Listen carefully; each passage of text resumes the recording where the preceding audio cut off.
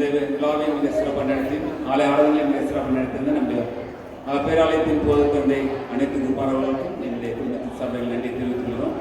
இப்பொழுதும் நாங்கள் இந்த கேக் கட்டிங்காக டாக்டர் ஏபிமால் அவர்களையும் மிஸ்டர் பாஸ்கர் அவர்களையும் நான் அன்போடு அழைக்கிறேன்.